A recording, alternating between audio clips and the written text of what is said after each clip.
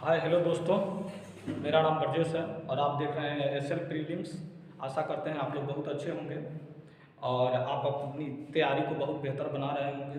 तो इसीलिए आज जो कल जो हम लोग जो किया था वो सल्तनत का तो ऑलरेडी मेरा ख़त्म हो गया था। लास्ट में इसका शासक जो इब्राहिम लोदी अंतिम था वह बाबर से क्या करता है, बाबर से उसकी युद्ध होती है और वह क्या करता है कि इलेक्शन को हार जाता है, युद्ध को हार जाता है। तो इसको युद्ध हारने के क्रम में यहाँ पे क्या होता है कि पहली बार मुगल का आक्रमण होता है। माने कि मुगल तो पहले से भी सीमा में प्रवेश कर चुके थे, लेकिन जैसे ही इब्राहिम लोदी सल्तनत का अस्त होता है उस समय पूर्णतः ये यहाँ पे सेटल हो जाता है। तो आज के बारे में हम लोग देखेंगे मुगल वंश, और मुगल वंश के बारे में जो सबसे इम्पोर्टेंट बाबर के परिचय के बारे में हम लोग मुगल वंश के बारे में ही पढ़ेंगे। तो देखिए मुगल वंश 1526 से 1507 तक इसका परिचय हम लोग देख लेते हैं। मुगल जो था ना वह तुर्कों के चगताई शाखा से। आप लोग सल्तनत काल में भी देख रहे हैं कि लास्ट में अफगान है, अफगान किया जाता है, लेकिन क्या करते हैं कि हम लोग देख रहे हैं परिचय इसका कि यह तुर्कों के चगताई शाखा से था। एक शाखा थी वहाँ पे, जैसे कम्युनिटी में बटा हुआ था, उसी तरह से ये चगताई शाखा से थी। मुगल का जो मतलब होता है मंगोल प्लस तुर्क, मंगोल प्लस तुर्क, इसको हम लोग बहादुर बोलते हैं। बहादुर इतिहास में तो बहादुर ही दिया हुआ है, अब जो भी हो, लेकिन बहादुर वाकई में बहादुर था। देखिए इसको मंगोल प्लस तुर्क, इसका क्या कॉम्बिनेशन होता है इसको आगे हम लोग देखते हैं। इसके संस्थापक जो थे मुगल वंश के वह बाबर को माना जाता है, जिसका फुल जो नाम था उसका जहीरुद्दीन मोहम्मद बाबर। जहीरुद्दीन मोहम्मद बाबर इसका पूरा नाम था।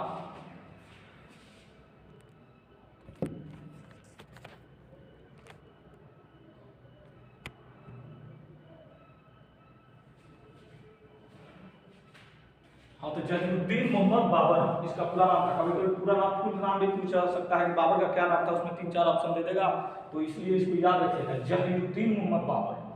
अब इसका उत्पत्ति कैसे होता है उसके बारे में हम लोग देखते हैं। क्यों मंगोलों को बहादुर बोला जाता है, मंगोल प्लस तुर्क। तो देखिए इसका जो पिता वो उमर शेख मिर्जा, यह मंगोल था, सॉरी यह तुर्क था। तुर्कों के जो चगताई शाखा है वह तुर्क जन के शाखा से था, तुर्क था, उमर शेख मिर्जा। और इसकी माता जो थी कुतुलगा नागर, इसकी माता का नाम कुतुलगा नागर थी, कुतुलगा नागर खानम। एक पूछ रहा हुआ एग्जाम में क्वेश्चन है। तो यह मंगोलों के वंशज से, मंगोलों के वंशज जिस चंगेज खां थे, चंगेज खां के वंशज से यह कुतुलगा नागर खानम मंगोलों के वंशज थे। इसी तरह हम लोग कहते हैं कि मंगोल प्लस तुर्क जो बहादुर की सत्ता दे गए, क्योंकि इसकी माँ जो थी भी एक बहादुर परिवार से थी और उमर से वो भी एक बहादुर परिवार से थे। तो इसीलिए जो बन के आया वह बहादुर आया, मंगोल प्लस बहादुर। संस्थापक बाबर जहीरुद्दीन मोहम्मद बाबर। अब इसका जन्म जो होता है वह 14 फरवरी 1483 ईस्वी को फरगना में होता है। फरगना जो है फरगना में होता है, यह अफगानिस्तान, फरगना जो है अफगानिस्तान और ईरान के बीच में पड़ता है फरगना, उसी के आसपास इसकी जन्म हुई। 1441 ईस्वी में मृत्यु के बाद 12 वर्ष की आयु में वह फरगना का शासक बन बैठता है, फरगना का शासक बनता है 12 वर्ष की आयु में। और इसका प्रारंभिक जो करियर रहता है, जैसे ही वह शासक बनता है उसके बाद वह थोड़ा आगे बढ़ता है और सत्ता को संभालता है। उसके बाद क्या इसने प्रारंभिक संघर्ष करना स्टार्ट कर देता है, क्योंकि माता और पिता से ही इसकी बहादुरी का जो प्रमाण था वो मिला था। तो इसमें क्या करता है कि प्रारंभिक संघर्ष इसका होता है जो 1494 ईस्वी में समरकंद पर प्रयास करता है। समरकंद को जीतने के लिए यह 1494 में प्रयास करता है, लेकिन वह क्या होता है कि असफल हो जाता है, वह जीत नहीं पाता है। तो यह क्या करता है कि इसकी असफल हो जाता है। उसके बाद क्या करता है कि 1497 में वह समरकंद पर फिर से आक्रमण करता है। 1497 में वह फिर से आक्रमण करता है और समरकंद को वह जीत लेता है, लेकिन फिर भी वह क्या करता है कुछ दिनों के बाद इसको फिर खो देता है। फिर उसके बाद आता है कि 1504 में यह काबुल को जीतता है, फिर 1707 में पादम शाह की उपाधि धारण करके वह सत्ता पर काबिज होता है। उसके बाद आते हैं भारत पर बाबर का आक्रमण। इसको देखिएगा, ये इंपॉर्टेंट है, इससे क्वेश्चन अक्सर आते रहता है कि भारत पर बाबर का जो आक्रमण। देखिए दोस्तों, इसमें इसी पॉइंट को मैंने ऐड किया है जो एग्जाम में क्वेश्चन बार बार पूछते हैं, क्योंकि इसके अलावा क्वेश्चन कहीं से आता ही नहीं है। इसीलिए आप लोग इस वीडियो को बहुत अच्छा और शॉर्ट तरीका से इसको तैयारी करने का कोशिश कीजिए। देखिए, भारत पर बाबर का आक्रमण 1519 ईस्वी में बाजार और भेरा को जीता। बाजार और भेरा को जीता। बाजार और भेरा कहाँ पे है? ये क्या है कि आपको पंजाब के आसपास का जो एरिया था 1519 में बाजार और भेरा को जीत लिया पंजाब में। उसके बाद क्या हुआ? पेशावर को जीत लिया। पेशावर को जीता पहला बाजार को, उसके बाद पेशावर को, और 1520 ईस्वी में भी इसने सियालकोट को भी जीत लिया। सियालकोट जो अभी पंजाब प्रांत में पड़ता है, सब पंजाब प्रांत का ही छोटा छोटा रियासत था, छोटा छोटा पार्ट था। तो 520 ईस्वी में सियालकोट को जीत लिया। फिर 1524 ईस्वी में लाहौर सहित लगभग पंजाब के सभी भाग को जीत लिया। अब समझिए, आज का पंजाब और पाकिस्तान का पंजाब जो दोनों मिला करके उसके सारे भाग को उसने क्या किया कि 1524 में लाहौर सहित, पहले हुआ क्या कि बाजार और भेरा में आक्रमण किया, उसके बाद पेशावर को जीता, उसके बाद सियालकोट को, लाहौर सहित पंजाब के सभी भाग को वह जीत लिया। उसके बाद आता है बाबर के समय भारत की राजनीति स्थिति कैसी थी। तो बाबर के समय भारत की राजनीति स्थिति जो था सल्तनत काल में था, और सल्तनत काल में स्थिति उसकी अच्छी थी, लेकिन छोटे छोटे रियासत में बटे हुए थे, लोगों में एकता नहीं थी। लोग दूसरे को क्या करते थे कि उकसाने के पीछे पड़े हुए रहते थे। और बाबर को जो आमंत्रित जो करने वाला था वह इंडियन ही था, आलम खां जो इब्राहिम लोदी का चाचा था, जो सल्तनत काल में इब्राहिम लोदी का चाचा था। और दौलत खां जो पश्चिम का शासक था, उसी ने क्या किया था कि इसको आमंत्रण दिया था। तो इसको छोटे छोटे रियासत में, और उसने देखा कि यहाँ पे और एक दूसरे में ये लड़ा करते थे, एक दूसरे में अपने आप में ही ये लोग लड़ा करते थे। तो इसने क्या किया कि सोचा कि जब एक दूसरे में जब लड़ाई हो रहा है तो इसका फायदा उठा करके बाबर ने यहाँ पे आक्रमण कर दिया। अब देखिए, बाबर के समय भारत की राजनीति थी, इसमें क्या हुआ कि पानीपत का प्रथम युद्ध 21 अप्रैल 1526 ईस्वी को इब्राहिम लोदी के बीच यह लड़ा गया, जो सल्तनत काल का अंतिम शासक था। तो उसके बीच में जब लड़ा गया तो इसमें क्या होता कि इब्राहिम लोदी हार जाता है, और इब्राहिम लोदी को हारने के बाद क्या करता है कि बाबर का वहाँ पे, और इसने क्या किया कि इस युद्ध में डिफरेंट तरह का एक मेथड का उपयोग किया, क्योंकि इब्राहिम लोदी भी उतना कमजोर शासक नहीं था, वो भी बहुत मजबूत था। तो उसने डिफरेंट तरह के, जैसे तुगलक गामा युद्ध की नीति उज्बेक से ग्रसित था। तुगलक गामा युद्ध का प्रदेश, तुगलक गामा का मतलब होगा तीर चलाना, भाला चलाना, छुप का युद्ध करना, ये सब तरीका इसने तुगलक गामा युद्ध नीति का उज्बेक से ग्रसित। उज्बेक से यह क्या किया था कि उसके जो इलेक्शन जो उससे जो युद्ध जो होता है उससे यह क्या किया था कि तुगलकनामा। उसके बाद तोप सजाने की में उस्मानी विधि, यानी कि तोप कैसे सजाया जाए, तोप जो मेरे पास है उसको कैसे सजाया जाए जिससे दुश्मनों को अधिक से अधिक क्षति हुई, उसमें उस्मानी विधि का उसने उपयोग किया था। उस्मानी विधि, तो इसको याद रखिएगा, एग्जाम में पूछता है कि उस तोप सजाने में उस्मानी विधि का प्रयोग, किस विधि का प्रयोग किया था बाबर ने। और तोप का संचालन जो करता था वह संचालन करना उस्ताद अली कुली था, इसको भी याद रखिएगा। तोप का संचालन उस्ताद अली, और उसके बाद बंदूकधारियों का नेतृत्व उस्ताद मुस्तफा, तो इसको याद रखिएगा। तोप का संचालन जो कर रहा था वह उस्ताद अली, और बंदूकधारियों का जो नेतृत्व कर रहा था वह उस्ताद मुस्तफा। ये दो का याद रखना सबसे इम्पोर्टेंट है, उस्ताद मुस्तफा। ये अक्सर एग्जाम में आते रहते हैं, बिहार बीपीएससी हो या कोई भी स्टेट लेवल का पीसीयूएस हो या एसएससी हो, रेलवे हो, उसमें बार बार ये क्वेश्चन सब रिपीट होते रहता है। युद्ध के बाद उसकी उदारता के कारण उसे कलंदर कहा गया। अब जब इसने क्या किया कि पानीपत का जब युद्ध इसने जीत लिया तो उसकी जो सपोर्टर थे, इसने क्या किया था कि बहुत सारा जो इसके जो सपोर्टर थे, जो इसको युद्ध में बहुत ज़्यादा मदद किए थे, जैसे सरदार का काबिला था, छोटा छोटा लोग था, उसने क्या किया था कि इसकी बहुत ज़्यादा मदद की थी। तो यहाँ पे जो मदद किया उसको बहुत सारा इन्होंने धन संपत्ति संपदा दे करके उसको सुसज्जित किया। तो इसीलिए इसको क्या किया कि इसकी धन की उदारता और ये सारा चीज़ जो देने की व्यवस्था थी, इसीलिए उसकी उदारता के कारण उसे कलंदर कहा गया। कलंदर का मतलब होता है कि उदार प्रवृत्ति के लोग, जो कुछ मांगे किसी को कुछ, या निराश किसी को नहीं करता था। तो इसीलिए इसको युद्ध के बाद उसकी उदारता के कारण इसे कलंदर कहा गया।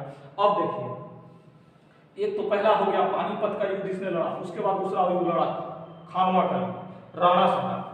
राणा संगा जो थे वो भी एक मजबूत शासक थे, और जब तक क्या करेगा कि इसका बाबर का जो सोच था कि मैंने तो दिल्ली पर हथियार कर लिया, और जब तक क्या करेंगे कि राजपूतों से हम लोग युद्ध नहीं लड़ेंगे, राजपूतों को जब तक पराजित नहीं करेंगे तब तक हम पूर्ण सत्ता यहाँ पर स्थिर सत्ता का स्थापना नहीं कर सकते हैं। तो उसने क्या किया था कि 1527 ईस्वी में, याद रखिएगा 1526 में पानीपत का युद्ध और 1527 में खानवा का युद्ध, जो राणा संगा को हराया, क्योंकि इसकी शक्ति बहुत मजबूत थी। और इसने क्या किया था कि जिहाद शब्द का प्रयोग किया था। जिहाद शब्द का प्रयोग इसीलिए किया था क्योंकि यह हिंदू शासक से युद्ध लड़ने जा रहा था। तो इसने अपने सैनिक व्यवस्था में मुस्लिमों को ये कहा कि मैं मुस्लिमों की रक्षा के लिए, मुस्लिमों के धर्म की रक्षा के लिए मैं युद्ध करने जा रहा हूँ, से हिंदुओं से मुस्लिमों की धर्म की रक्षा के लिए मैं युद्ध करने जा रहा हूँ। तो इसीलिए इसने क्या किया था कि जिहाद शब्द का प्रयोग किया। और जहाँ पे धार्मिक गतिविधियाँ तेज हो जाती हैं वहाँ पे इलेक्शन का मोमेंट, लड़ाई का मोमेंट ही बदल जाता है। तो इसीलिए इसने इसको धार्मिक रूप देने का प्रयास किया, जिहाद शब्द का प्रयोग किया। उसके बाद आते हैं हम लोग चंदेरी का युद्ध। चंदेरी का युद्ध 1528 में मालवा और बुंदेलखंड की सीमा पर। देखिए, मालवा और बुंदेलखंड का जो सीमा था वो व्यापारिक दृष्टि से सबसे महत्वपूर्ण था। इसने क्या किया कि राणा संगा को भी हरा दिया, पानीपत दिल्ली पर भी, लेकिन व्यापारिक महत्व के लिए यह क्षेत्र मालवा का जो युद्ध था, मालवा और बुंदेलखंड, वो बहुत इंपॉर्टेंट था। इसीलिए इसने क्या किया कि चंदेरी का युद्ध लड़ा, जहाँ वहाँ का राजा मेदिनी राय को हरा दिया। और उसके जो दो पुत्री थी, दो पुत्रियों को उसने क्या किया कि अपने कब्जा में लेकर के और अपने पुत्र हुमायूं और कामरान को भेंट में कर दिया। ये इसकी रणनीति थी। इसमें भी उसने, इस युद्ध में भी, जहाँ भी वह हिंदू के विरुद्ध युद्ध लड़ता था वहाँ पे वह जिहाद शब्द का ही उपयोग करता था। इस युद्ध में भी उसने क्या किया कि जिहाद शब्द का नारा दिया। और उसके बाद देखिए, जो लास्ट इसका था वह घाघरा का युद्ध 1537 में इसने लास्ट युद्ध लड़ता है, घाघरा का युद्ध। और घाघरा का युद्ध उसके जीवन का अंतिम युद्ध होता है। और इसमें देखते हैं यह अफगान शासक मोहम्मद लोदी को हराया। इस तरह से अफगान को भी इसने खदेड़ दिया। तो अफगान शासक मोहम्मद लोदी को इसने हरा दिया। लोदी भी एक प्रांत में उस समय शासन कर रहे थे जिस समय यहाँ पे, तो इसीलिए लोदी को भी इसने हरा दिया। इसका अंतिम युद्ध हुआ, यह इसका अंतिम युद्ध हुआ। और 26 दिसंबर पर 1513 को मृत्यु हो गई। 26 दिसंबर 1530 को इसकी मृत्यु हो गई। पहले उसको क्या किया था कि आगरा में दफनाया गया था। आगरा के आराम बाग उसने ही बनवाया था। और आराम बाग जो था उसमें क्या था कि आराम बाग में उसने क्या किया था कि एक बगीचा बनवाया था, बहुत बड़ा बगीचा उसने बनवाया था। तो उसमें उसको दफनाया गया और उसका बहुत पसंदीदा जगह है। तो उसने आगरा के आराम बाग में तथा बाद में उसको काबुल में ले जाकर के फिर से उसको दफनाया गया। इसने अपनी आत्मकथा तुजुके बाबरी, जिसको बाबरनामा बोलते हैं, इसने खुद लिखा था। बाबर पढ़ा लिखा भी व्यक्ति था, तो उसने तुजुके बाबरी और बाबरनामा उसने खुद लिखा है। और ये जो तुजुके जो बाबरी है यह तुर्की में है, तुर्की भाषा में है। और इसका जो अनुवाद जो किया वह अब्दुल रहीम खाना ने किया। और उसने जो अनुवाद किया वह फारसी भाषा में किया। अब्दुल रहीम खाना ने इसको अनुवाद किया और वो फारसी भाषा में, लेकिन तुजुके जो बाबरी है वह तुर्की भाषा में है। अब देखिए, उसने एक मुबियान नामक पद शैली की शुरुआत की। मुबियान नामक पद शैली क्या होता है? मुबियान नामक पद शैली का उसने शुरुआत किया। इसका देखिए, इसने क्या किया कि यह मुस्लिम के से संबंधित एक कानून का लिखावट इसने किया। मुस्लिम मुबियान पद शैली में मुस्लिम का जो रहन सहन, उसकी कानूनी व्यवस्था क्या होगी, उसके बारे में इसने मुबियान नामक पद शैली की शुरुआत की। मुबियान नामक मुस्लिम के रहन सहन, उसकी कानून व्यवस्था, यह बेसिकली मुस्लिम का एक कानूनी पुस्तक इसको कह दीजिए। मुबियान यही है कि आपकी रहन सहन, आप कानून के दायरा में किस तरह कैसे काम कीजिएगा। तो मुस्लिम कानून की यह पुस्तक मुबियान नामक पद शैली की रचना की, और मुबियान नामक बुक जो है वह कानून व्यवस्था को, मुस्लिम के कानून व्यवस्था के बारे में चर्चा करता है। मुस्लिम कानून की पुस्तक है, इसको मुस्लिम कानून की पुस्तक आप लोग लिख भी लीजिएगा, कभी कभी पूछ देता है मुस्लिम कानून की पुस्तक मुबियान। और उसने एक और इम्पोर्टेंट चीज, उसने शाहरुख नामक सिक्का चांदी के शाहरुख नामक सिक्का चांदी के बाबर ने ही चलाया था। तो इसीलिए इम्पोर्टेंट में माने इम्पोर्टेंट हो जाता है कि कभी कभी पूछ देता है कि शाहरुख खान बहुत महत्वपूर्ण है, तो कभी कभी पूछ देता है कि शाहरुख नामक सिक्का किसने चलाया था। तो आप लोग इसको ध्यान में रखिएगा कि शाहरुख नामक सिक्का बाबर ने चलाया था।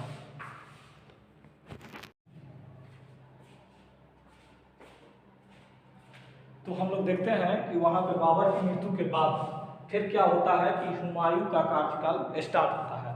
और हुमायूं जो होता है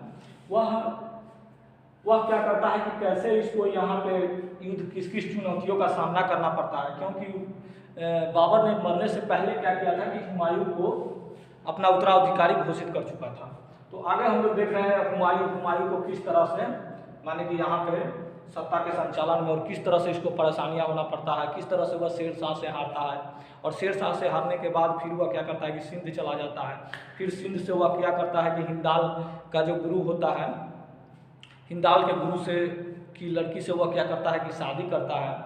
फिर उसने क्या करता है कि ईरान का जो शाह होता है उससे मदद मांगने जाता है। तो उसने क्या करता है कि उसको कहता है कि तुम शिया धर्म कबूल कर लो, या पहले सुन्नी था। और इस शर्त पर क्या करता है कि उसने मदद करता है। फिर वह आता है और मच्छियावाड़ा का युद्ध होता है, मच्छियावाड़ा का युद्ध और सरहिंद का युद्ध, जहाँ से फिर वह क्या करता है कि सत्ता में लौटता है। तो हम लोग देखते हैं कि हुमायूं का परिचय देखते हैं। मुगल वंश में हुमायूं का परिचय क्या था, देखिए इसका नाम था नसीरुद्दीन मुहम्मद हुमायूं।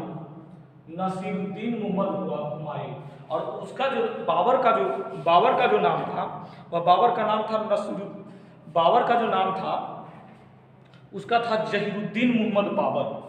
तो इसलिए याद रखिएगा नसीरुद्दीन मुहम्मद हुमायूं और जहीरुद्दीन मुहम्मद बाबर। उसका नाम था जहीरुद्दीन मुहम्मद बाबर। इसके पिता का नाम बाबर था, माता का नाम माहियम बेग इसके माता का नाम था। इसका जन्म जो हुआ था 6 मार्च 1508 को काबुल में हुआ था। इसका राजाभिषेक 30 दिसंबर 1530 को आगरा में हुआ। इसके भाई बहन के हम लोग देख लेते हैं। भाई इसके 3 थे और 1 बहन थी। भाई जो पहला भाई था वह कामरान था और इसकी माता का नाम गुल्लुक बेगम। और दूसरा जो था वह उसका नाम था अस्करी। गुल्लुक बेगम का ही जो दूसरा लड़का था उसका नाम अस्करी था। और तीसरा जो था वह हिंदाल दिलदार बेगम का। और देखिए और 1 बहन थी गुलबदन बानो बेगम, जिसने क्या किया था कि हुमायूंनामा लिखी है। कभी भी पूछता है एग्जाम में कि हुमायूंनामा किसने लिखा है, क्योंकि बाबरनामा बाबर ने खुद लिखा था। फिर हुमायूंनामा किसने लिखा था, तो हुमायूंनामा गुलबदन बानो बेगम ने लिखा था। इसकी प्रारंभिक चुनौती क्या थी उसके बारे में हम लोग देखते हैं। इसकी प्रारंभिक चुनौती थी कि इसने क्या किया कि साम्राज्य का विभाजन कर दिया था। हुमायूं ने साम्राज्य का विभाजन कर दिया क्योंकि कामरान को जो ये सारे लोग जो थे वो सत्ता का सभी लोग अपना अपना दावा पेश कर रहे थे। लेकिन हुमायूं को क्या किया कि सत्ता मिल गई, उसका बाबर ने उसको उत्तराधिकारी मान लिया। तो क्या किया कि पहला जो लड़का था कामरान को दे दिया गया काबुल और गंधार। उसके बाद अस्करी तो था उसको संभल का क्षेत्र मिला। हिंदाल को भी संभल का क्षेत्र ही दिया गया। हिंदाल को क्या हुआ,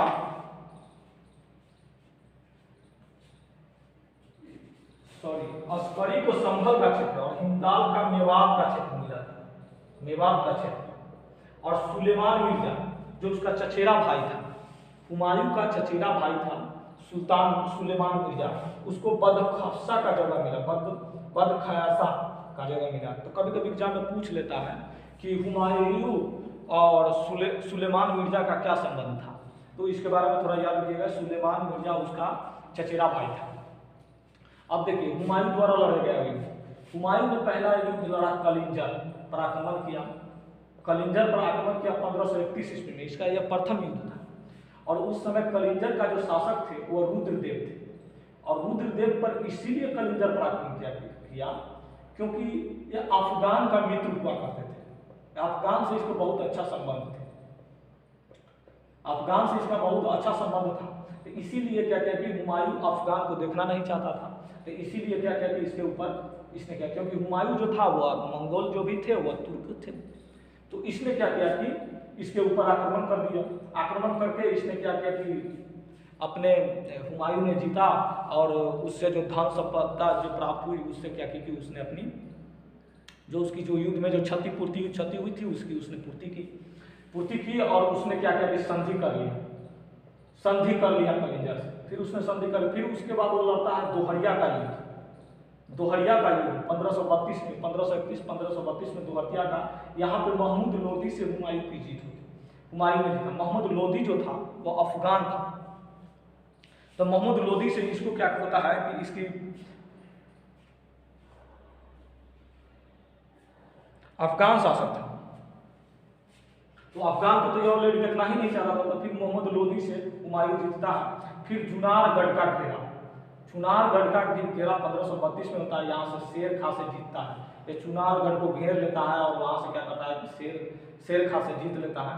और शेर खां क्या करता है कि कुतुब खां को हुमायूं की सेवा में भेजता है। वहां पे वह क्या करता है कि संधि कर लेता है क्योंकि उसको और युद्ध लड़ना होता है। और वहां पे उसने संधि करके कुतुब खां को हुमायूं के सेवा में भेजता है जो शेर खां का पुत्र होता है। अब देखते हैं बहादुर शाह से संघर्ष। अब गुजरात के शासक मालवा एवं गुजरात का अधिकार। गुजरात के जो शासक होता है बहादुर शाह, यह व्यापारिक दृष्टि से बहुत इंपॉर्टेंट क्षेत्र रहता है। तो इस पर क्या करता है कि बहादुर शाह से यह क्या करता है कि युद्ध करता है। और युद्ध करता है और वह मालवा के युद्ध में मालवा एवं गुजरात पर, मालवा और गुजरात का जो क्षेत्र होता है उस पर यह क्या करता है कि अधिकार कर लेता है। लेकिन पुनः क्या करता है कि 1 महीने के अंदर ही बहादुर शाह फिर से उस पर आक्रमण करता है और फिर इस क्षेत्र को अपने कब्जे में ले लेता है। अब आते हैं जुनारगढ़ का किला। जुनारगढ़ का युद्ध 1538 में। देखिए जुनारगढ़ का किला जीता था तथा बंगाल पर भी अधिकार कर लिया।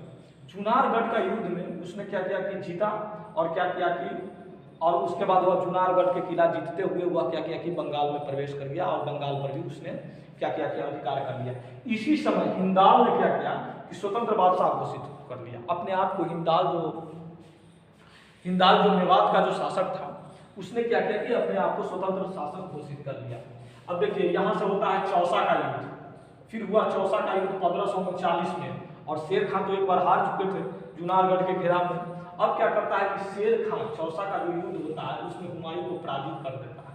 और हुमायूं की जान एक निजाम नामक भिश्ती ने बनी। भिश्ती के मतलब क्योंकि ये जो युद्ध जो हुआ चौसा होता है वह एक नदी है क्रमनाशा नदी। क्रमनाशा नदी के किनारे चौसा क्रमनाशा नदी के किनारे के आसपास युद्ध होता है। और वहाँ पे नदी पार करने में बहुत सारे कठिनाइयाँ होती हैं।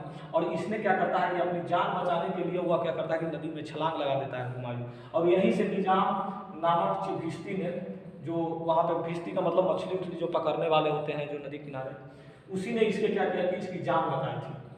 और यहीं से चौसा के युद्ध से में ही शेर खां की उपाधि शेर शाह को दिया जाता है। शेर खां की उपाधि दी जाती है। तो इस चीज़ को याद रखिएगा कि शेर खां की उपाधि कब दिया गया। चौसा के युद्ध के बाद 1539 में शेर खां की उपाधि दी जाती है। अब आते हैं कनौज और बिलग्राम का युद्ध। हुमायूं को शेर शाह ने पराजित किया। हुमायूं को क्या किया कनौज और बिलग्राम का युद्ध हुआ 1540 में। अब तो शेर खां की और मनोबल बढ़ गई थी तो उसने चौसा का युद्ध किया और कनौज और बिलग्राम का युद्ध किया 1540 में। हुमायूं को शेर शाह ने पराजित किया और दिल्ली और आगरा पर अधिकार कर लिया। और इसके बाद उसने क्या किया कि अपने अधिकार क्षेत्र को बढ़ाने के लिए दिल्ली पर सत्ता में आने के लिए उसने क्या किया कि कनौज का युद्ध किया, कनौज बिलग्राम का युद्ध। और जहाँ पे क्या होता है कि हुमायूं की बहुत बुरी तरह से हार होती है और वह क्या करता है कि हुमायूं वहाँ से भागकर सिंध चला जाता है। अब उसने निष्कासित जीवन में क्या किया 1500 सिंध चला गया। वहाँ पर 1540 से 55 ईस्वी तक यानी कि 15 वर्षों तक वह निष्कासित जीवन जीता है। वहीं पे क्या करता है कि हिंदाल का जो गुरु होता है हिंदाल के गुरु जिसका नाम रहता है मीर अली अकबर। मीर अली अकबर की पुत्री हमीदा बानो से वह क्या करता है कि शादी करता है और फिर वह क्या करता है कि ईरान के शाह से मिलता है। तो ईरान के शाह ने उसके ऊपर कहता है कि तुम शिया धर्म को कबूल कर लो और मैं तुमको युद्ध में फिर से मदद करूंगा। और इस पर हुमायूं क्या करता है कि मान भी जाता है, उसके पास कोई विकल्प नहीं रहता।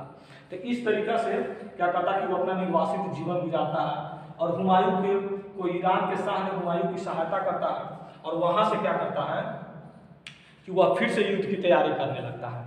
तो फिर से युद्ध की तैयारी करने लगता है और आता है, फिर क्या करता है कि पुनः भारत विजय के लिए वह आता है। तो इस तरीक़ा से आप लोग इसको एक बार नोट कर लीजिए, अगर नोट करना है तो इसको नोट कर लीजिए क्योंकि वो बहुत इंपॉर्टेंट है एग्जाम के से। तब उसके बाद आते हैं हम लोग फिर से पुनः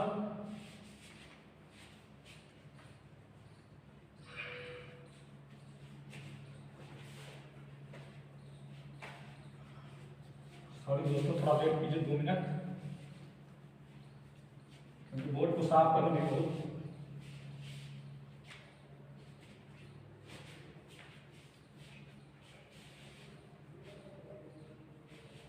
तो फिर से वह पुनः भारत पर आक्रमण करता है।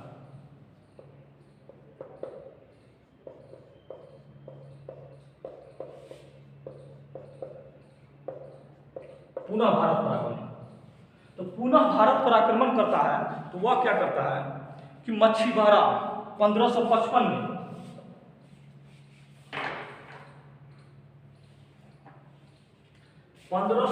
में और फिर से भारत पर आक्रमण करता है और मच्छीबारा का युद्ध,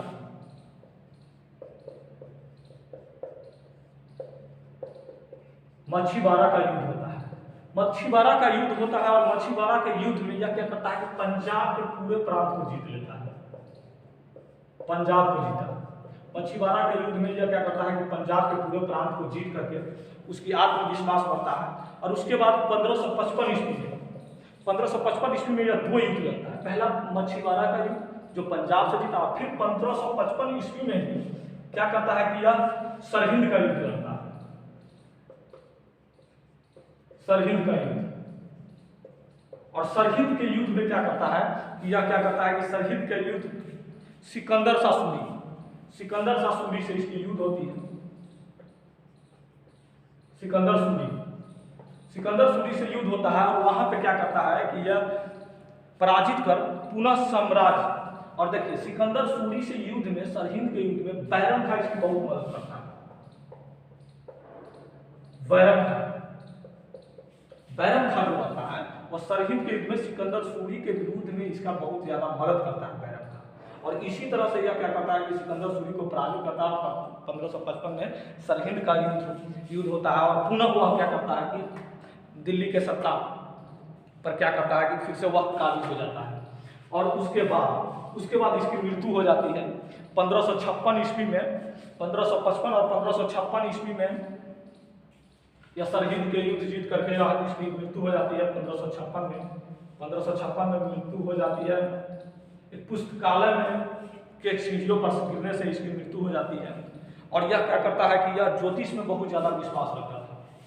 ज्योतिष जो विद्या थी उसमें यह क्या करता था कि ज्योतिष विद्या में यह बहुत ज़्यादा विश्वास रखता था। तो इस तरह इस चैप्टर में हम लोग देखें कि बाबर और हुमायूं।